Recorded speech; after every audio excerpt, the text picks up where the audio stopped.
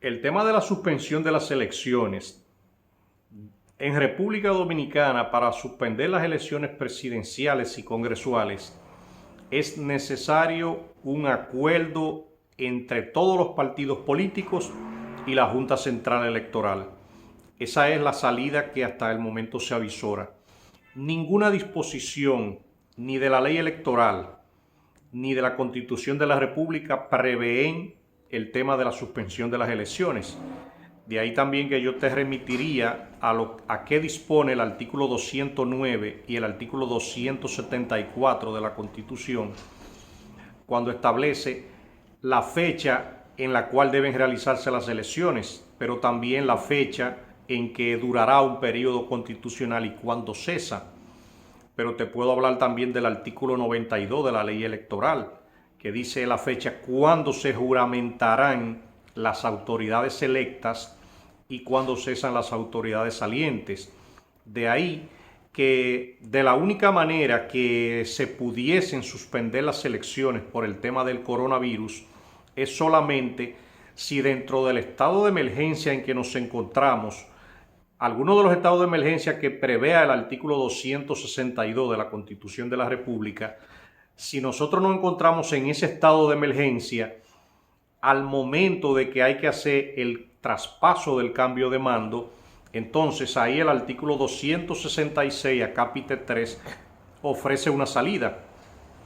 Y es la siguiente, es estableciendo las autoridades electivas, las que han sido electas anteriormente, permanecerán en sus cargos mientras dure el estado de emergencia.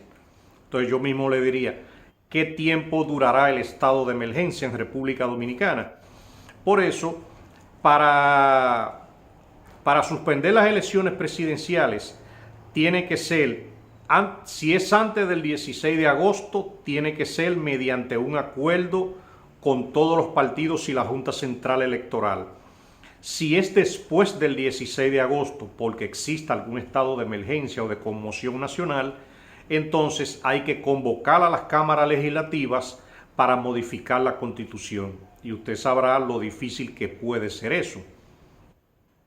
Sobre todo en un estado de emergencia, en un estado de excepción, van a convocar a los diputados y a los senadores para ir a modificar la Constitución. Eso puede ser un poco difícil. Pero también te hago mucho hincapié en el artículo 266, en su acápite 3, cuando establece que las autoridades electivas permanecerán en sus cargos en el estado de excepción, pero fíjate que los ministros y todas las personas nombradas por decreto, eso entrarían en un estado de cesación de sus funciones en el ámbito legal y en el ámbito constitucional.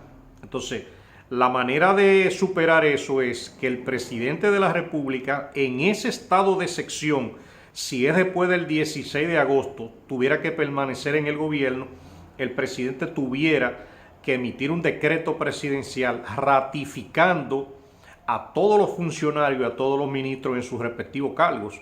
Solamente así las situaciones que ellos ejerzan y dispongan y realicen tendrán algún tipo de validez. De ahí que con eso simplemente les reitero a ustedes que para suspender las elecciones presidenciales es con un consenso y un acuerdo de todos los partidos políticos. Y ojalá que todos se puedan poner de acuerdo, porque inmediatamente exista alguna controversia o alguna situación, entonces no se llegará a un consenso, porque ni la Constitución de la República ni la ley electoral prevén ninguna causa para suspender las elecciones que no sea solamente los artículos 266 a capítulo 3 en los estados de excepción. Fuera de ahí, el que le diga a ustedes cualquier cosa, te puedo decir que analízale en el ámbito político qué querrá decir, pero la ley eso es lo que establece. Por eso, los partidos deben ponerse de acuerdo, si están de acuerdo, para que fuera del 16 de agosto del año 2020 no se cree alguna crisis en el ámbito constitucional, en el ámbito legal, en relación con las autoridades electas.